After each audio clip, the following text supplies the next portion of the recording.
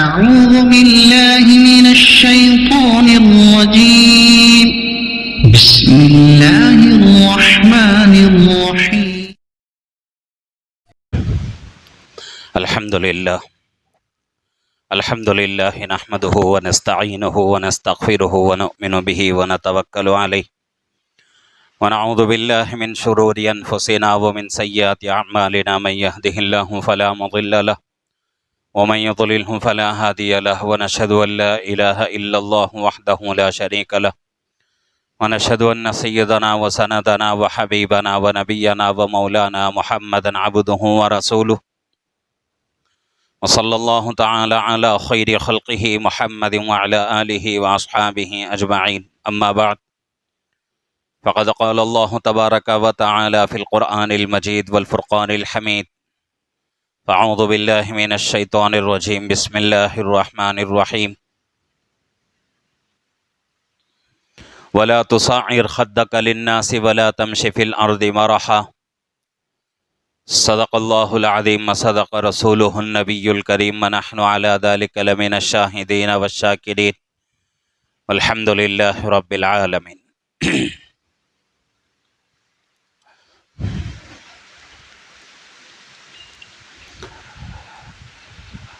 محترم معزز بزرگ اور عزیز دوستو،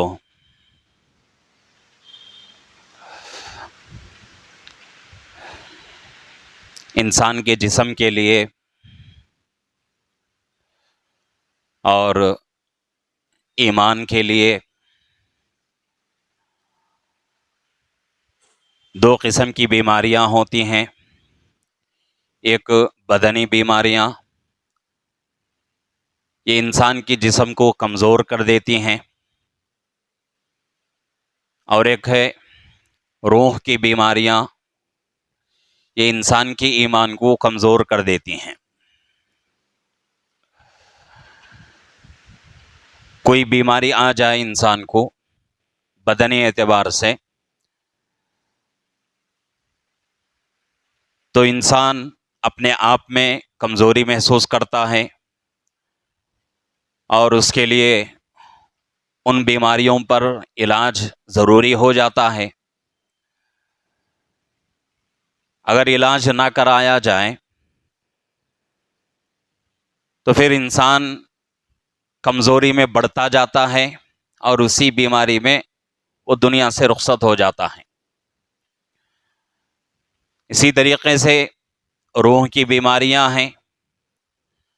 اگر وہ بیماریاں انسان کو لگ گئیں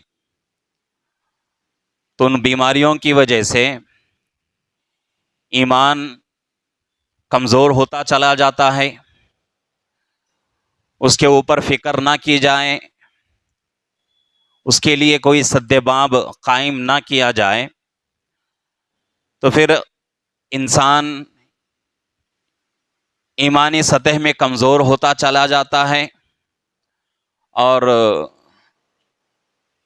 اس کے اوپر اللہ سے توبہ استغفار نہیں کرتا، تو ہو سکتا ہے کہ انہی بیماریوں میں پڑ کر اتنا اس کا ایمان کمزور ہو جاتا ہے کہ مرتے وقت کلمہ طیبہ بھی نصیب نہیں ہوتا. تو دونوں قسم کی بیماریاں انسان کے لیے مہلک ہوتی ہیں، جسمانی بیماریاں اور روحانی بیماریاں. جسمانی بیماریاں ہم سب جانتے ہیں کتنی بیماریاں ہیں، کیسی بیماریاں ہیں، اس کا علاج کیسا کرنا ہے، کون سے ڈاکٹر کے پاس ہم کو جانا ہے.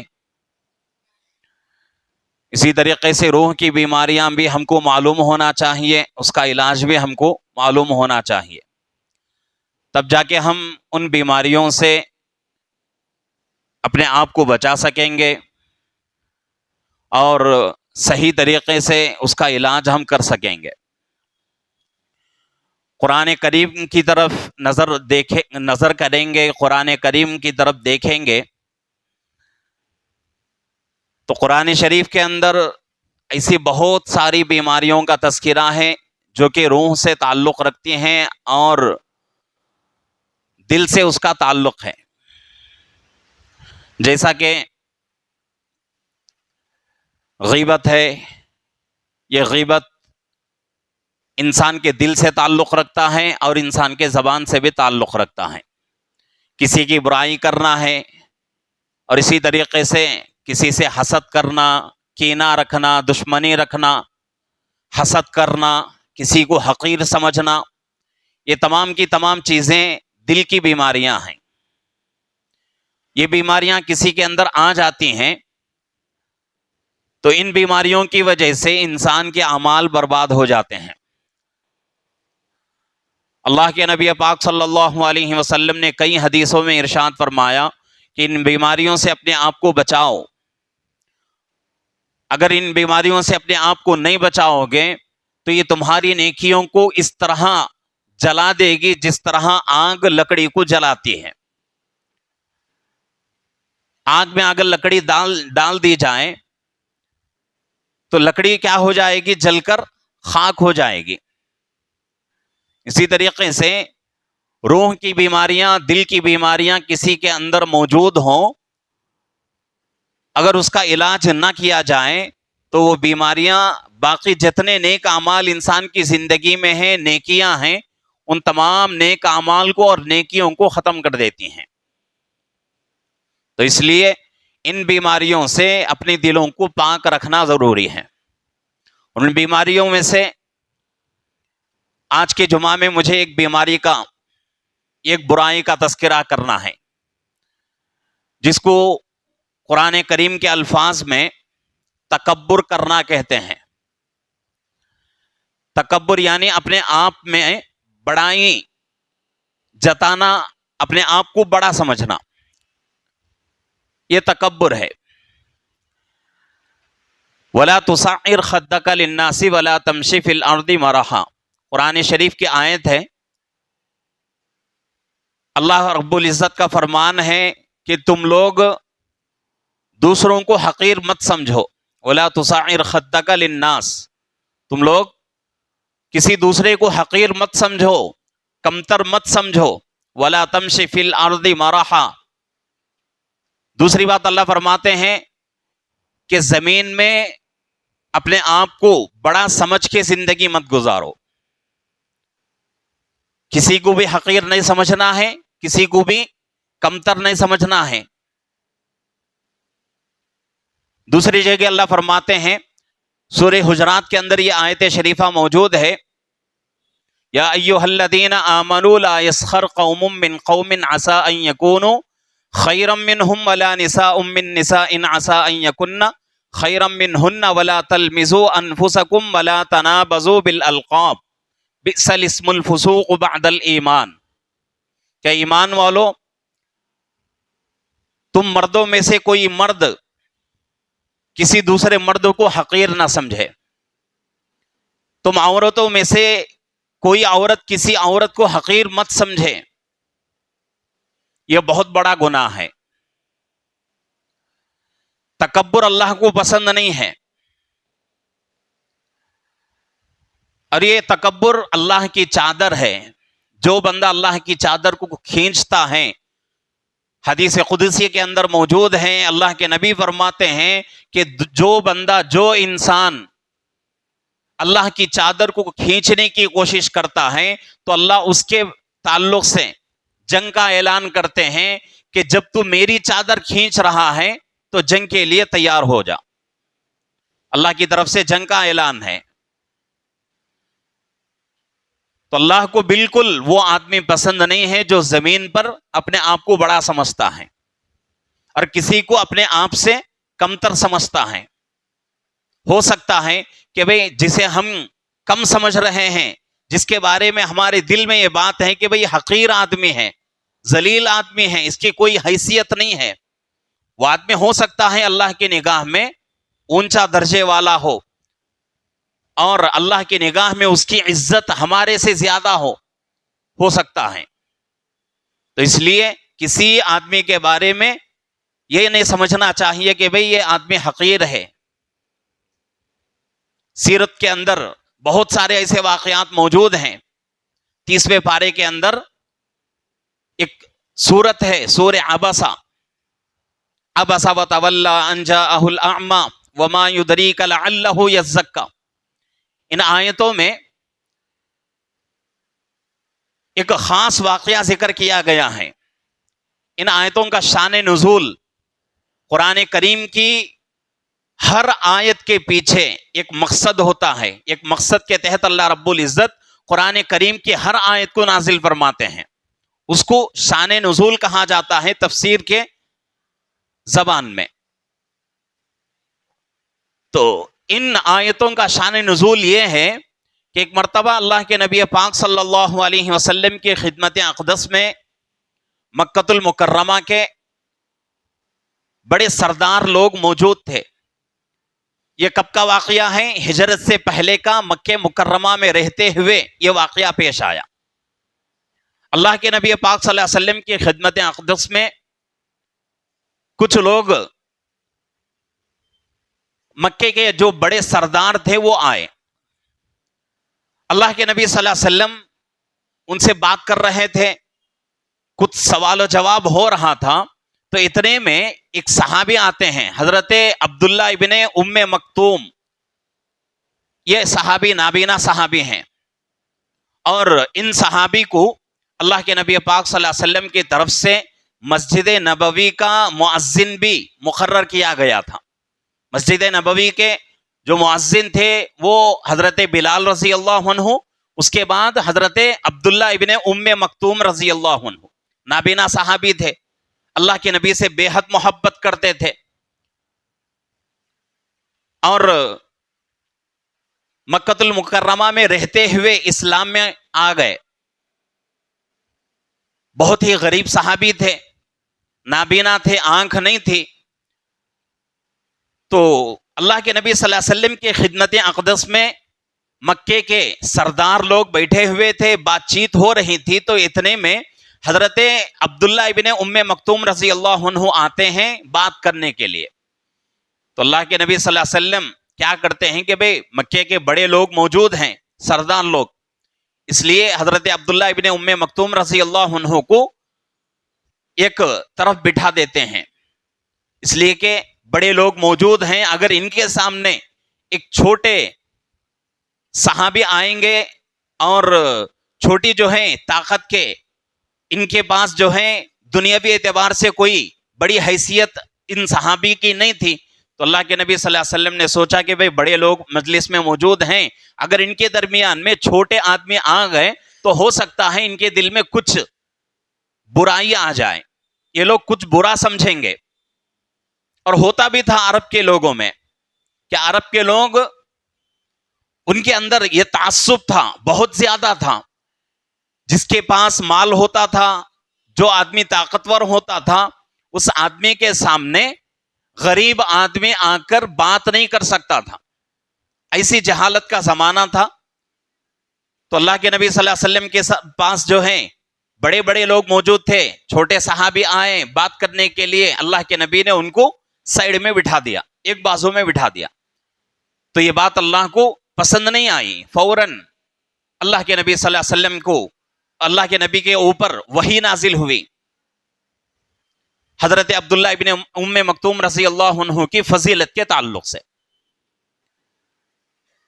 تو اس لیے دنیا کے اندر اپنے آپ کو بڑا سمجھنا، کسی دوسرے کو حقیر سمجھنا، یہ بہت بڑا گناہ ہے.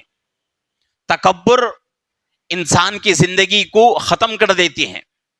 یہ بیماری جس کے دل کے اندر آتی ہے، وہ دل اللہ کی رحمت سے وہ دل دور ہو جاتا ہے. اس دل کے اوپر اللہ کی لعنت آتی ہے، اللہ کے نبی کی، فرشتوں کی اور پورے مخلوق کی لعنت ہوتی ہے. تو اس لیے تکبر سے بچنا بہت بے حد ضروری ہے. عام طور سے انسان تکبر کرتا ہے کس وجہ سے؟ ایک مال کی وجہ سے. مال آ گیا، انسان اپنے آپ کو بڑا سمجھتا ہے، تکبر کرتا ہے اور دوسروں کو حقیر سمجھتا ہے. دوسری چیز خاندان کے اعتبار سے کہ بھئی میرا خاندان اچھا ہے اور فلانا آدمی نچلی خاندان کا ہے، نچلی ذات کا ہے. اور اسی طریقے سے کوئی آدمی اچھا خوبصورت ہے، لمبا ہے، اس کی صحت اچھی ہے، تو وہ آدمی بھی جو ہے اس اچھی صحت کے اوپر اور خوبصورتی کے اوپر تکبر کرتا ہے، فخر کرتا ہے. کوئی کمزور آدمی یا بدصورت آدمی آ جائے تو اس کو حقیر سمجھتا ہے. اسی طریقے سے کسی کے پاس علم ہے، علم کی وجہ سے دوسروں کو حقیر سمجھتا ہے. اسی طریقے سے کسی کے پاس اچھی عقل ہے یا پھر جو ہے اچھی جو ہے اس کے پاس کوئی صنعت ہے، کوئی اچھا کام ہے، تو وہ آدمی بھی اپنے آپ پر فخر کرتا ہے، تکبر کرتا ہے. حالانکہ یہ تمام کی تمام چیزیں فانی ہیں، فنا ہو جانے والی ہیں، کوئی چیز باقی رہنے والی نہیں ہے. اگر آدمی ان چیزوں کی وجہ سے تکبر کرتا ہے تو اللہ رب العزت کو وہ آدمی پسند نہیں ہے. مجلس میں اللہ کے نبی صلی اللہ علیہ وسلم کی مجلس میں صحابہ بیٹھے ہوئے تھے. اللہ کے نبی صلی اللہ علیہ وسلم تکبر کے بارے میں بول رہے تھے کہ بھئی کوئی آدمی تکبر نہ کرے، تکبر بہت بڑی بیماری ہے، بہت بڑی برائی ہے، اللہ اس سے ناراض ہوتے ہیں، اللہ کو اس پر غصہ آتا ہے. تو صحابہ نے پوچھا کہ اللہ کے نبی، کیا اچھا کپڑا پہننا، اچھا چپل استعمال کرنا، اچھی خوشبو استعمال کرنا اور اچھی جو ہے خوبصورتی لانے کی کوشش کرنا اور اچھا کھانا کھانا، کیا یہ چیزیں بھی تکبر ہیں؟ تو اللہ کے نبی صلی اللہ علیہ وسلم نے فرمایا یہ چیزیں تکبر میں نہیں آتی، اس لیے کہ اللہ بہت خوبصورت ہیں اور خوبصورتی کو اللہ پسند کرتے ہیں. اگر کوئی بندہ اچھا پہنتا ہے، کپڑے اچھا پہنتا ہے اور اچھا رہنا پسند کرتا ہے اور اس کی خواہش کیا ہے؟ صرف یہ کہ میں اچھا رہوں، اچھا کھاؤں، میری صحت اچھی رہے، اس وجہ سے اگر کوئی آدمی اچھا کھاتا ہے، اچھا پہنتا ہے، اچھی چیزیں استعمال کرتا ہے تو یہ چیز تکبر میں نہیں آتی.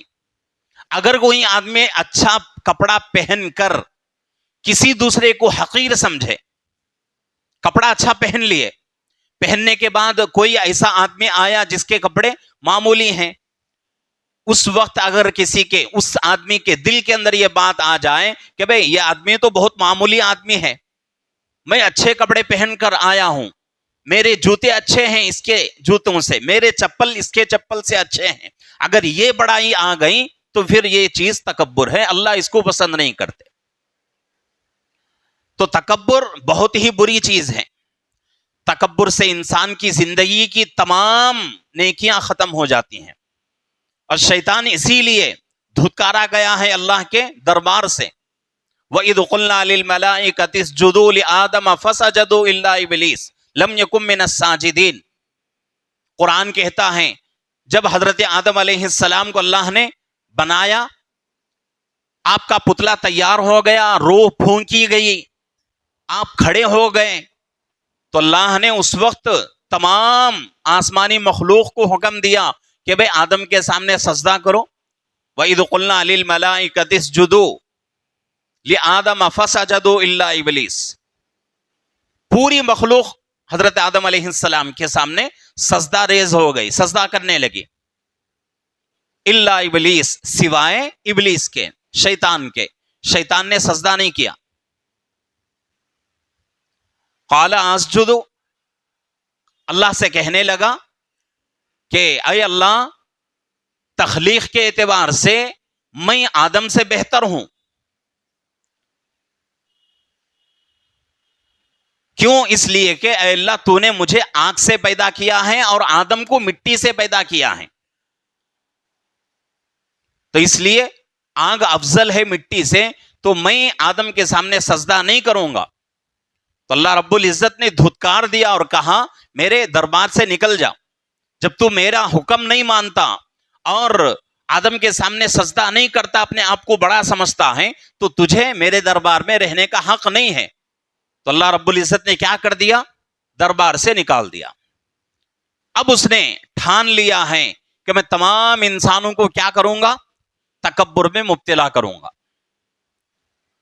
تو جو بھی بندہ تکبر کرتا ہے، قرآن حدیث کا فیصلہ ہے، شریعت کا فیصلہ ہے کہ وہ آدمی شیطان کا دوست ہے.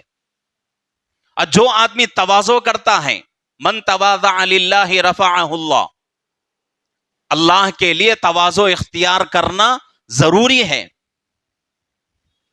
جو آدمی اللہ کے لیے تواضع اختیار کرتا ہے، یعنی اپنے آپ کو چھوٹا بناتا ہے، چھوٹا بن کے زندگی گزارتا ہے، تو اللہ رب العزت اس کے لیے کیا فیصلہ فرماتے ہیں؟ اللہ کے نبی کا فرمان ہے من تواضع للہ رفعہ اللہ، اللہ رب العزت اس کے مقام کو اونچا کر دیتے ہیں۔ جو آدمی اپنے آپ کو چھوٹا سمجھتا ہے اللہ اس کو اونچا کرتے ہیں، اور جو آدمی اپنے آپ کو بڑا سمجھتا ہے وہ اس آدمی کو اللہ کیا کرتے ہیں؟ اوندھا منہ زمین پہ گرا دیتے ہیں۔ مثال کے اعتبار سے کوئی آدمی پہاڑ چڑھنا چاہتا ہے، کیسا آدمی پہاڑ چڑھے گا؟ آگے کی طرف جھک کر پہاڑ چڑھنا پڑتا ہے۔ اگر کوئی آدمی یہ سمجھے کہ بھئی جھک کر پہاڑ نہیں چڑھتا بلکہ اکڑ کے پہاڑ چڑھوں گا، ہو سکے گا؟ نہیں ہو سکتا۔ وہ آدمی کیا ہو جائے گا؟ گر کر اپنی جان ختم کر دے گا۔ تو اس لیے دنیا کا یہ اصول ہے، اللہ کا یہ قانون ہے کہ جو آدمی دنیا میں ترقی اگر کرنا چاہے اس کے لیے ضروری ہے کہ وہ آدمی اپنے آپ کو چھوٹا بنائے۔ چھوٹا اگر بندہ نہیں بنتا تو پھر اللہ رب العزت اس کو ذلیل کر دیتے ہیں، چاہے اس کے پاس کتنا بھی مال کیوں نہ ہو، چاہے وہ آدمی خاندان کے اعتبار سے کتنا ہی اچھا خاندان اس کا کیوں نہ ہو۔ دنیا کے اندر جتنے بھی خاندان ہیں تمام خاندانوں میں محمد عربی صلی اللہ علیہ وسلم کے خاندان سے بڑھ کر کوئی خاندان نہیں ہو سکتا۔ جتنے بھی آج دنیا کے اندر سید خاندان سے تعلق رکھتے ہیں اور خصوصاً حضرت حسن اور حضرت حسین رضی اللہ عنہما کے خاندان سے تعلق رکھتے ہیں، وہ لوگ براہ راست اللہ کے نبی سے ان کا تعلق ہے۔ دنیا میں ان کے خاندان سے بڑھ کے کسی کا خاندان نہیں۔ اس کے باوجود بھی اس خاندان کو بھی اللہ نے اس کی اجازت نہیں دی کہ تم لوگ اپنے آپ کو بڑا سمجھو۔ نبیوں کو اللہ نے اس کی اجازت نہیں دی۔ تو بڑا پن اور اسی طریقے سے تکبر کرنا، اپنے آپ کو بڑا سمجھنا، یہ بہت بری بات ہے۔ کوئی آدمی مال کے اعتبار سے اپنے آپ کو بڑا سمجھتا ہے تو اللہ کی قدرت بہت بڑی ہے۔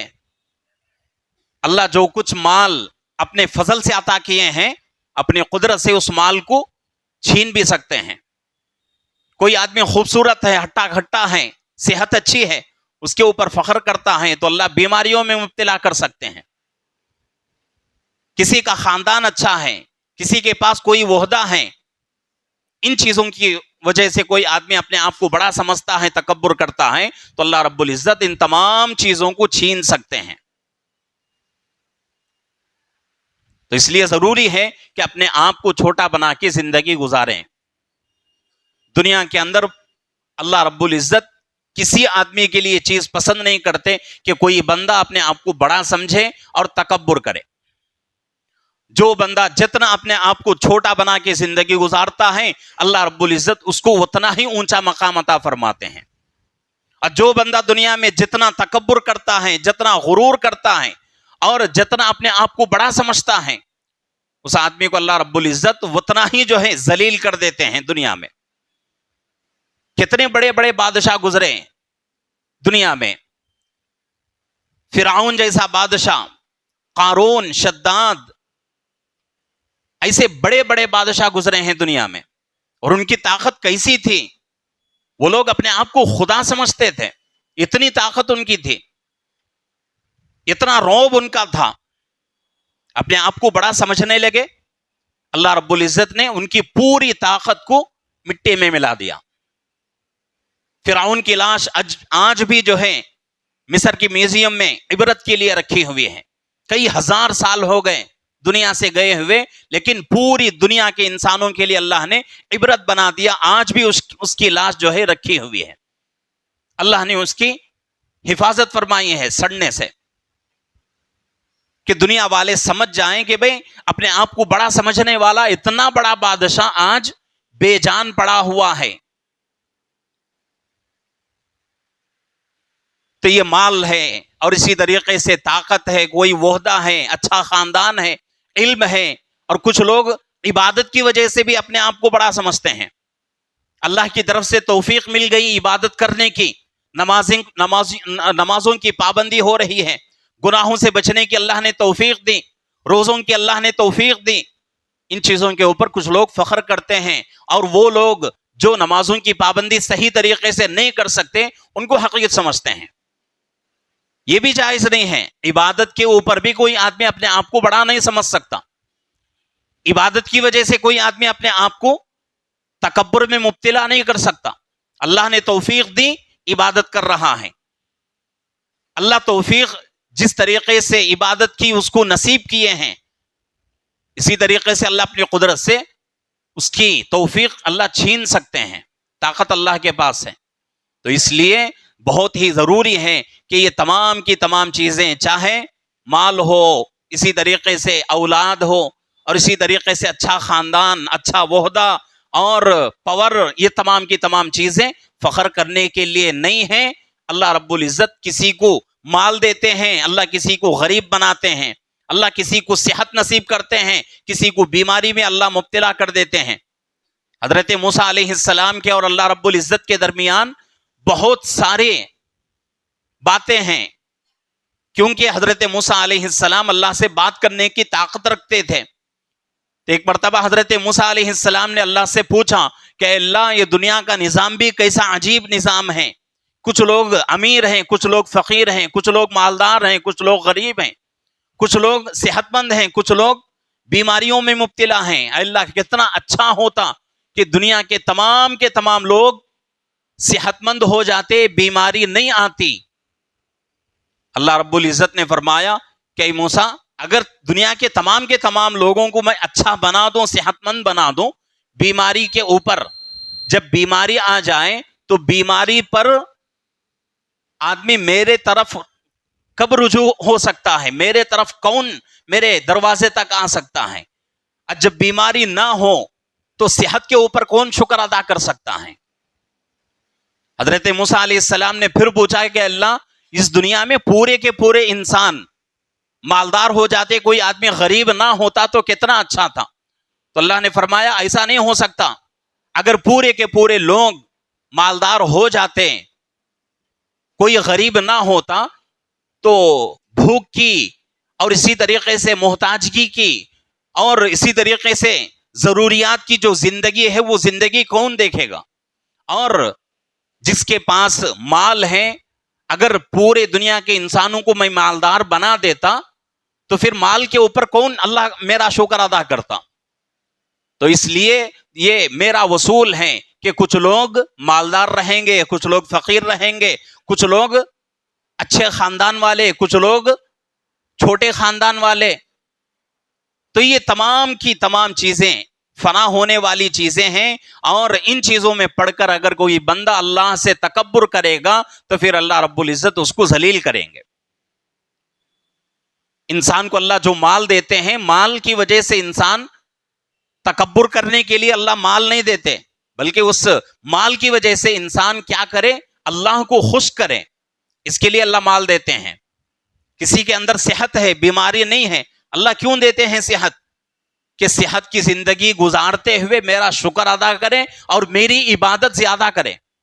اس لیے اللہ صحت عطا کرتے ہیں. تو اس لیے ان چیزوں میں پڑھ کر اللہ کو بھولنا اور اپنے آپ کو بڑا سمجھنا، یہ شیطان کی عادت ہے، شیطان کی علامت ہے. مسلمان کی علامت یہ ہے کہ مسلمان اپنے آپ کو چھوٹا بنا کے زندگی گزارے. ایسے بہت ساری مثالیں ہیں کہ اللہ نے ان کو زمین میں دھسا دیا اور قیامت تک وہ لوگ زمین میں دھستے رہیں گے. کیوں؟ اس لیے کہ ان لوگوں نے اللہ کی زمین پر اپنے آپ کو بڑا سمجھا، تکبر کیا، اللہ نے ان کو زمین میں دھسا دیا. اور اللہ کے نبی پاک صلی اللہ علیہ وسلم حدیث میں فرماتے ہیں کہ تکبر کی بہت ساری علامتیں ہیں، اور ان علامتوں میں سے ایک علامت یہ ہے کہ آدمی اپنا ازار ٹخنے کے نیچے لٹکائے. یہ تکبر کی علامت ہے. ازار کا مطلب نیچے جو ہم پہنتے ہیں، پینٹ ہو یا پھر جو ہے پیجامہ ہو، لنگی ہو، کوئی بھی ہو، اگر اس کا نیچے کا حصہ ٹخنے سے نیچے چلا جاتا ہے تو وہ آدمی تکبرین میں اور اپنے آپ کو بڑا سمجھنے والوں میں آ جاتا ہے. اور اسی طریقے سے اللہ کے نبی نے ایک اور علامت یہ بھی بتلائی کہ وہ لوگ جو چپل ایسے پہنتے ہیں جس کی ایڑی کا حصہ موٹا ہو، اونچا ہو، یہ بھی تکبر کی علامت ہے. ایسا چپل استعمال نہیں کرنا چاہیے.